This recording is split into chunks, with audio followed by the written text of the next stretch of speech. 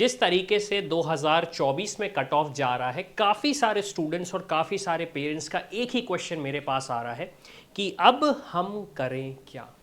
अब यहाँ पे कुछ इस तरीके के स्टूडेंट्स हो सकते हैं जिन्हें गवर्नमेंट कॉलेज अलॉट हुआ है, कुछ को डीम्ड यूनिवर्सिटीज़ अलॉट हुई हैं, कुछ को प्राइवेट कॉलेज मिले हैं और कुछ स्टूडेंट्स को कॉलेज अलॉट ही नहीं हुए हैं।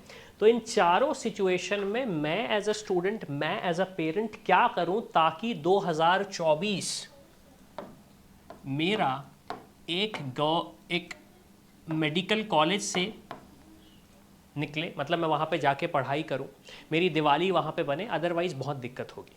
चलो एक एक करके हम सारे सिनारियो पे डिस्कशन करते हैं। सबसे पहला सिनारियो हमारा ऑब्वियस सी बात है, हमें अलॉट हुआ है गवर्नमेंट मेडिकल कॉलेज। अब देखो यहाँ पे मैं थोड़ा सा डिवीजन करूँगा गवर्नमेंट मेडिकल कॉलेज का। कुछ स्टूडेंट्स को एम्स अलॉट हुए होंगे। अब जिन स्टूडेंट्स को एम्स दिल्ली अलॉट हुआ है उनके पास तो ऑब्वियस सी बात है कोई ऑप्शन नहीं है, आपको ये कॉलेज चूज़ ही करना पड़ेगा, क्योंकि इसकी सीट आपने छोड़ी और वो सीट आपको दोबारा नहीं मिलेगी। मतलब जो पूरा सिचुएशन है हम यही समझने वाले हैं कि हम क्या सीट छोड़ें या ना छोड़ें। फिर दूसरे में आपके पास आ जाता है सेंट्रल यूनिवर्सिटीज़। इनका भी मेरा सजेशन ये रहेगा कि आप इसमें अपनी सीट कंटिन्यू करें, नहीं छोड़ें। फिर तीसरे आपके आ जाते हैं वो कॉलेजेस जिसको हम बोलेंगे गवर्नमेंट मेडिकल कॉलेज, जिनमें आपके पास 15% का कोटा है ऑल इंडिया का, जिसमें आपके पास 15% का कोटा है ऑल इंडिया का। अब यहाँ से थोड़ी सी कहानी डिफरेंट होती है। कहानी कैसे डिफरेंट हो रही है, ये अगर कॉलेज अलॉट है आपको, मान लीजिए किसी स्टेट में 10 कॉलेज हैं और 10 में से आपको टॉप फर्स्ट या सेकंड का अलॉट हुआ, ये देखो रैंकिंग पता चल जाती है। काफ़ी सारे टूल्स हमने भी बनाए हैं, वहाँ पे भी जाके देख सकते हो, आपको भी नॉलेज है कि कौन सा टॉप कॉलेज है कौन सा नहीं है। तो यार टॉप 1 और 2 कॉलेज मिल रहा है ऑल इंडिया रैंकिंग में, दूसरी स्टेट का, अपनी स्टेट का नहीं, दूसरी स्टेट का ले लो। एमसीसी की काउंसलिंग से मिल रहा है, दूसरी स्टेट का टॉप कॉलेज मिल रहा है, अपनी स्टेट का नहीं मिल रहा है, तो ले लो उसे, सबसे बढ़िया होगा। फिर आपके पास एक ऑप्शन आएगा कि भाई 3 से लेके 7वें नंबर का कॉलेज है, मतलब बीच में है वो कॉलेज, इतना अच्छा भी नहीं है इतना ख़राब भी नहीं है, तो इसके लिए आप बैठो, इस कॉलेज में अलॉटमेंट लो और स्टेट काउंसलिंग में बैठो और चेक करो कि क्या आपको आपकी स्टेट में अच्छे कॉलेज या टॉप के कॉलेजेस मिल रहे हैं या नहीं मिल रहे हैं। तीसरे वो स्टूडेंट्स आएंगे जिन्हें 8वें नंबर से लेके 10वें नंबर तक के कॉलेज मिल रहे हैं, उनसे मेरा सजेशन ये है कॉलेज लो दूसरी स्टेट का, लेकिन अपग्रेड डालो और अपनी स्टेट काउंसलिंग में बैठो ताकि आपको आपकी स्टेट में अच्छा कॉलेज मिल जाए, क्योंकि स्टेट में आपके पास ज़्यादा अच्छा चांस रहेगा कंपेयर टू ऑल इंडिया। फिर हमारे पास वो स्टूडेंट आएंगे जिन्हें गवर्नमेंट मेडिकल कॉलेज तो मिला है लेकिन वो पसंद ही नहीं आ रहा, हमें वो कॉलेज में जाना ही नहीं, एडमिशन ही नहीं लेना। तो देखो अब आपके पास क्या स्टेट में ऑप्शन है, अगर स्टेट में ऑप्शन है तो उसको छोड़ो, अदरवाइज लेके रखो, ज़्यादा ऑप्शंस आपके पास नहीं बचेंगे। दूसरे स्टूडेंट्स वो होंगे जिन्हें डीम्ड यूनिवर्सिटीज़ मिली है। अब देखो डीम्ड यूनिवर्सिटी उन स्टूडेंट्स ने ली है जिन्हें गवर्नमेंट मेडिकल कॉलेज मिल नहीं रहे हैं। प्राइवेट मेडिकल कॉलेज अपनी स्टेट में या तो उतने अच्छे हैं नहीं या फिर फीस बहुत ज़्यादा है। तो अगर टॉप डीम्ड यूनिवर्सिटीज़ मिली हैं, टॉप 10 रैंक जिनकी है 1 से लेके 10 तक, एडमिशन फाइनल कर दो। मेरा रिकमेंडेशन रहेगा एडमिशन फाइनल कर दो। फिर उसके बाद जो नीचे उससे रैंकिंग वाली यूनिवर्सिटीज़ हैं, इनके लिए आप देखो अगर आपके पास कोई बेटर सीट्स मिलती हैं या फिर आपके पास कोई प्राइवेट मेडिकल कॉलेज का अच्छा ऑप्शन आ जाता है, आपका जो बजट है, आपकी जो रैंक है, आपका जो मेरिट है, उसके बेसिस पे अगर आपके पास ऑप्शन आ सकता है तो आप deemed versus private medical college कर सकते हो ऑप्शन।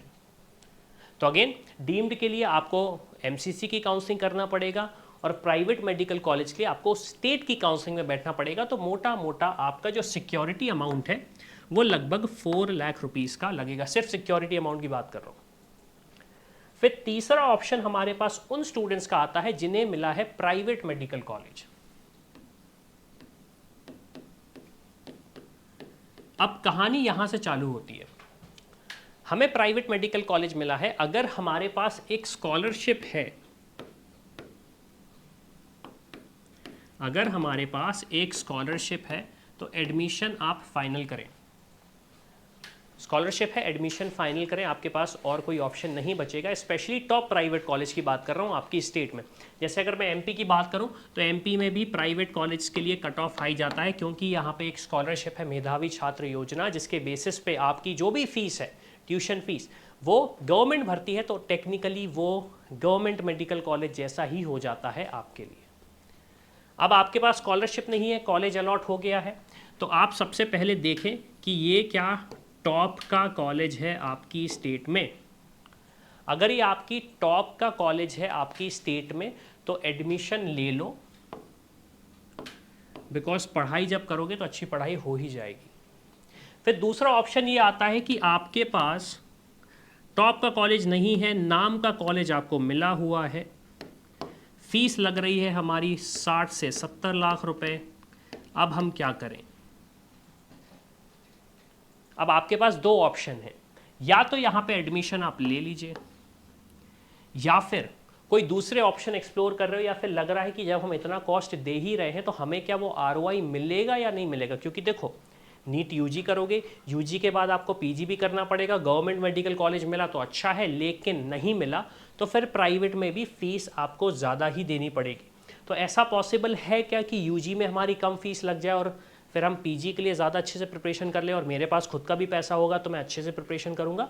तो हाँ, इसके पास आपके पास ऑप्शन हो सकता है कि आपका MBBS 30 से 40 लाख रुपीज़ में टोटल हो जाएगा। अब आप बोलेंगे सर ये कौन सी स्कीम है? आप ही बोलते हो कि 40 लाख से कम के कॉलेज नहीं है इंडिया में और 30 से 40 लाख में। ये ऑप्शंस आपके आते हैं अब्रॉड। अब्रॉड में काफ़ी सारी कंट्रीज़ हैं, काफ़ी सारी स्कॉलरशिप भी अवेलेबल है। जानकारी चाहिए नीचे जाओ, डिस्क्रिप्शन में डिटेल्स फिल करो, हमारी टीम से बात करो कि क्या ऑप्शंस आपके पास हो सकते हैं अगर अब्रॉड का सोच रहे हो या फिर प्राइवेट मेडिकल कॉलेज से खुश नहीं हो। अब ऑप्शन आता है आपके पास उन स्टूडेंट्स का जिनको कॉलेज अलॉट नहीं हुआ, नो कॉलेज अलॉटेड। अब देखो इसमें दो तरीके के स्टूडेंट होंगे। पहले वो जिनकी मेरिट अच्छी आई है बट चॉइस फिलिंग गलत है। मैंने देखी ऐसे स्टूडेंट्स मैंने देखे हैं जिन्होंने अपनी स्टेट पे टॉप कॉलेजेस नहीं, नॉर्मल कैटेगरी के कॉलेजेस डाले, वो उन्हें अलॉट हुआ, वो अच्छे कॉलेज के लिए एलिजिबल थे, लेकिन सिर्फ और सिर्फ चॉइस फिलिंग गलत करने की वजह से ये सिचुएशन हुआ कि मेरिट अच्छी है, कॉलेज अलॉट नहीं हुआ।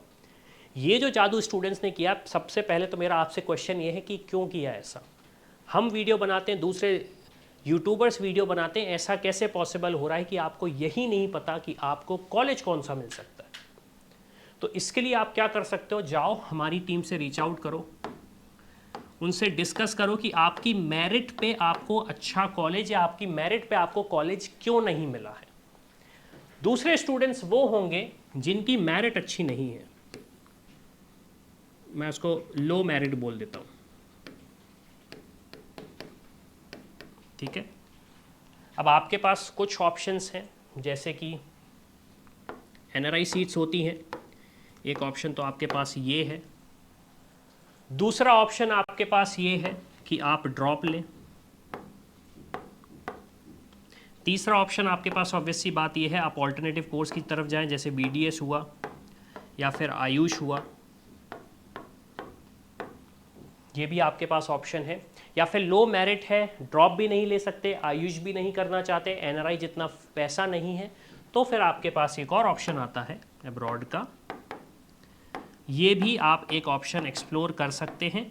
बहुत सारे कॉलेजेस क्लोज हो चुके हैं, कुछ कॉलेजेस में ऑप्शन बचे हैं जो कि अच्छे कॉलेजेस भी बोलेंगे हम, गवर्नमेंट मेडिकल कॉलेजेस हैं अब्रॉड में, वो आप ट्राई कर सकते हैं। तो ये आपके पास ऑप्शन है। तो ओवरऑल हमें क्या करना है, आई बिलीव आपको समझ में आ चुका होगा। ऑल इंडिया की काउंसलिंग के थ्रू कॉलेज मिला है, अच्छी बात है। प्राइवेट मेडिकल कॉलेज मिला है, अच्छी बात है। लेकिन क्या हम उससे सेटिस्फाइड हैं या नहीं? तो इस वीडियो को फिर से चाहो तो देखो, आपको क्लियर हो जाएगा कि आपको क्या करना है। तो इसी के साथ मैं हूं अविनाश, मेरा काम है रास्ता दिखाना, उस पर चल के डॉक्टर बनना आपका। I hope you like this video. For more such videos, keep watching our channel and do not forget to like, share and subscribe.